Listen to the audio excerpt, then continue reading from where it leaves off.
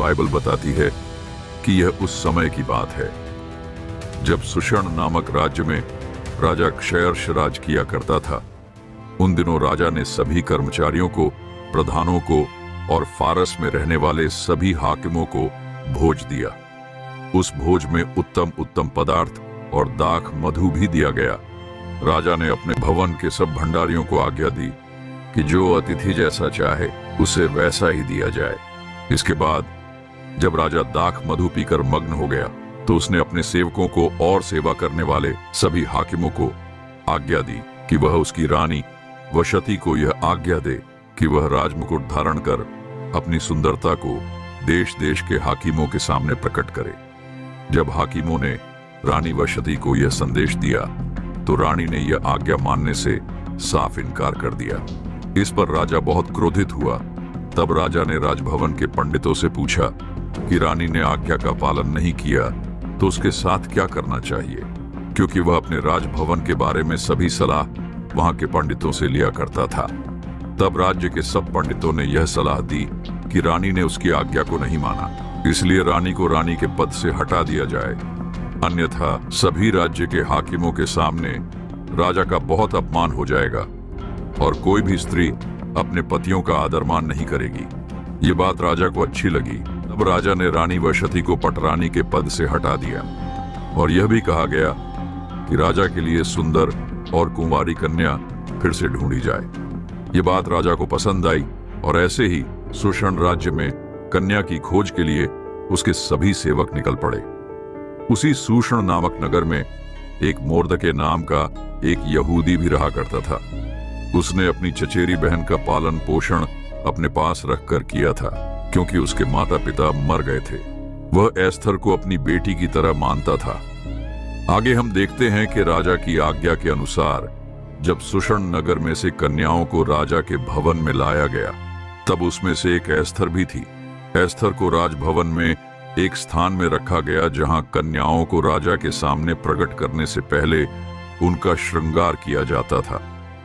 तब तक एस्थर ने अपनी जाति किसी को नहीं बताई थी कि वह एक यहूदी है, क्योंकि मोर्दके ने उसे मना किया था, क्योंकि वह जानता था कि वह लोग यहूदियों से नफरत करते थे।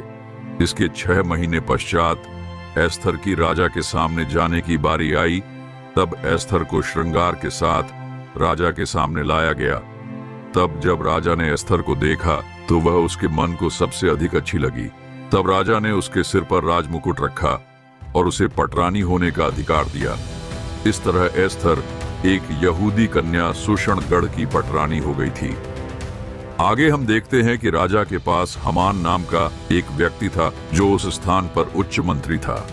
राजा ने सब हाकिमों के ऊपर हमान को ठहराया हुआ था तथा वहां के सब हाकिम हमान को झुककर दंडवत करते थे, परंतु मोर्दके कभी उसे झुककर दंडवत नहीं करता था, क्योंकि वह एक यहूदी व्यक्ति था और यहूदी अपने परमेश्वर को छोड़ किसी और को दंडवत नहीं करते थे।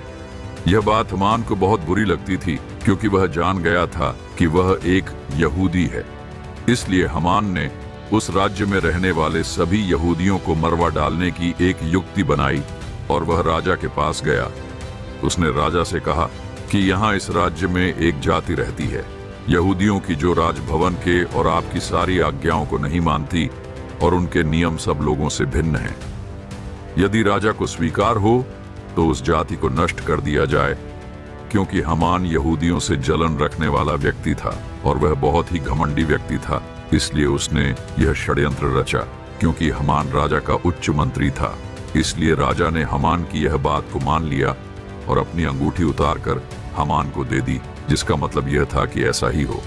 इसके पश्चात हमान ने यह आज्ञा पत्र राजा के द्वारा तैयार किया और उस पर राजा की अंगूठी की छाप लगा दी गई कि इस प्रांत के सभी यहूदियों को, चाहे बच्चे हों, बूढ़े हों या फिर स्त्रियां हों, सभी को मार डाला जाए। उस दिन के लिए सभी तैयार रहे। जब यह बात मोर्दके को पता चली तो उसने अपने कपड़े फाड़ डाले और टाट ओढ़कर जोर जोर से चिल्लाने लगा और राजभवन के फाटक पर पहुंच गया, परंतु उसे टाट पहनकर राजभवन में जाने की आज्ञा न दी गई। जब यह बात एस्थर रानी को उसके सेवकों ने बताई तो वह शोक के मारे घबरा गई, क्योंकि वह भी एक यहूदी थी और मोर्दके उसका चचेरा भाई था। तब रानी एस्थर ने अपने सेवक को मोर्दके के पास सब हाल जानने के लिए भेजा। तब मोर्दके ने उसके सेवक को सब कुछ बताया कि यहूदियों को मार डालने की आज्ञा राजा के द्वारा दी गई है और वह उन सब की ओर से राजा के भवन में जाकर अपने लोगों के लिए विनती करे। परंतु उन दिनों में कोई भी व्यक्ति या कोई भी हाकिम या कोई भी स्त्री राजा की आज्ञा के बिना राजा के राजभवन में नहीं जा सकता था, केवल वही जिस पर राजा सोने का राजदंड बढ़ाए। जब यह बात इस तरह मोर्दके को बताई तो मोर्दके ने कहा, तू ही अपनी जाति के सभी लोगों को बचा सकती है, शायद इसी दिन के लिए तुझे राजपद मिला हो। तब रानी एस्थर ने मोर्दके के पास यह कहला भेजा कि तू जाकर सुषण के सभी यहूदियों को इकट्ठा कर और वह 3 दिन रात तक मेरे निमित्त उपवास के साथ प्रार्थना करें। मैं भी अपनी सहेलियों सहित इस विषय के ऊपर उपवास करूंगी और मैं प्रार्थना करूंगी कि मैं राजा की आज्ञा के विरुद्ध उसके भवन में जाऊं। तब उन्होंने वैसा ही किया। तीसरे दिन रानी अपने राज्य के वस्त्र पहनकर राजभवन में जाकर खड़ी हो गई। जब राजा ने रानी को राजभवन में देखा तो वहां प्रसन्न हो गया और उसने अपना राजदंड रानी की ओर बढ़ाया। राजा ने कहा कि बोल रानी, तुझे क्या चाहिए? बोल तो तुझे आधा राज्य भी दे दिया जाएगा। परंतु रानी ने कहा कि यदि राजा को स्वीकार हो तो अपने मंत्री हमान के साथ भोज में आए, जो मैंने आपके लिए तैयार कर रखा है। तब राजा ने एस्थर का निमंत्रण स्वीकार किया। तब वह हमान के साथ उसके भोज में गया। भोज के समय जब राजा ने दाख मधु पिया तो फिर रानी से पूछा कि तेरी क्या इच्छा है? तब भी रानी ने यही कहा कि यदि राजा मुझसे प्रसन्न है तो कल फिर उस भोज में आए जो मैंने आपके लिए तैयार किया है, तब मैं अपनी इच्छा बताऊंगी।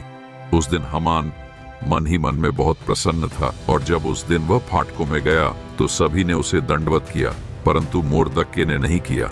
उसे देखकर हमान बहुत क्रोधित हुआ और उसने अपने हाकिमों को बुलवाकर 50 हाथ ऊंचा फांसी का फंदा तैयार करवाया और कहा कि मैं कल राजा को बोलकर मोर्दके को उसमें लटकाऊंगा। क्योंकि हमान बहुत ही घमंडी मनुष्य था, वह सोचता था कि रानी ने केवल राजा के साथ मुझे ही भोज में निमंत्रण दिया है और किसी को नहीं, इसलिए सब मुझे ही दंडवत करें। परंतु मोर्दके ऐसा नहीं करता था, इस कारण हमान उससे क्रोधित रहता था। इसके पश्चात जब दूसरे दिन राजा और हमान रानी के भोज में आए तो जब फिर राजा ने दाख मधु पिया तो कहा कि तेरी क्या इच्छा है, उसे पूरा किया जाएगा। तब रानी ने राजा से कहा कि अगर आप मुझसे प्रसन्न हैं तो मुझे और मेरे लोगों को प्राण दान दीजिए। जब राजा ने कहा कि कौन तुम्हें और तुम्हारे लोगों को मारना चाहता है, क्योंकि राजा नहीं जानता था कि रानी भी यहूदी है, तब रानी ने हमान की ओर इशारा किया और बताया कि यह मुझे और मेरे लोगों को मारना चाहता है, क्योंकि मैं भी एक यहूदी स्त्री हूँ। तब राजा बहुत क्रोधित हुआ और उठकर चला गया। तब हमान माफी मांगने के लिए रानी की ओर झुका। तब राजा अंदर आया और उसे लगा कि वह उसकी रानी को मारने की कोशिश कर रहा है। तब राजा बहुत ही क्रोध के साथ बोला, हमान, तू मेरी रानी के साथ ऐसा बर्ताव कैसे कर सकता है? तब वहां खड़े और भी हाकिमों ने बताया कि हमान ने अपने पास 50 हाथ ऊंचा फांसी का फंदा भी बना रखा है, जिस पर वह रानी के चेचरे भाई मोर्दके को लटकवाना चाहता है। उन्होंने कहा, वह वही मोर्दके है जिसने बहुत समय पहले आपकी जान बचाई थी। मोर्दके ने राजा के विरुद्ध में षड्यंत्र रचने वाले 2 लोगों को पकड़वाया था और राजा की जान भी बचाई थी। तब राजा बहुत क्रोधित हुआ और उसने अपने हाकिमों को यह आज्ञा दी कि हमान ने जो फांसी का फंदा तैयार किया है उस पर उसे ही लटका दिया जाए, और ऐसा ही हुआ। इसके पश्चात राजा ने सभी यहूदियों को छोड़ दिया और हमान का घर बार सब रानी एस्थर को सौंप दिया और मोर्दके को बुलवाया, क्योंकि राजा अब जान चुका था कि वह रानी का चचेरा भाई है। उसने मोर्दके को वह अंगूठी दी जो हमान को दे दी थी। तब राजा ने मोर्दके को हमान का उच्च मंत्री वाला पद भी सौंप दिया। इस तरह हमान का स्थान अब मोर्दके को मिल गया। इसी प्रकार राजा ने वह आज्ञा पत्र भी वापस ले लिया और सभी यहूदी बचाए गए और उन्होंने आनंद का पर्व मनाया। इस प्रकार यहूदी साम्राज्य अपने विरोधियों पर विजय हुआ और यहूदियों ने युद्ध के अनुसार विजय पाई और वह उस प्रांत में आनंद के साथ रहने लगे। हमारे प्यारे भाई, ये कहानी हमें दर्शाती है कि धर्म, साहस, एकता और न्याय के साथ खड़े होने वालों को हमेशा विजय मिलती है, जबकि घमंड और अन्याय का अंत निश्चित है। अगर हमारी यह वीडियो अच्छी लगी तो लाइक और सब्सक्राइब जरूर करना और मिलते हैं एक और नई वीडियो के साथ। तब तक के लिए जय मसीह की।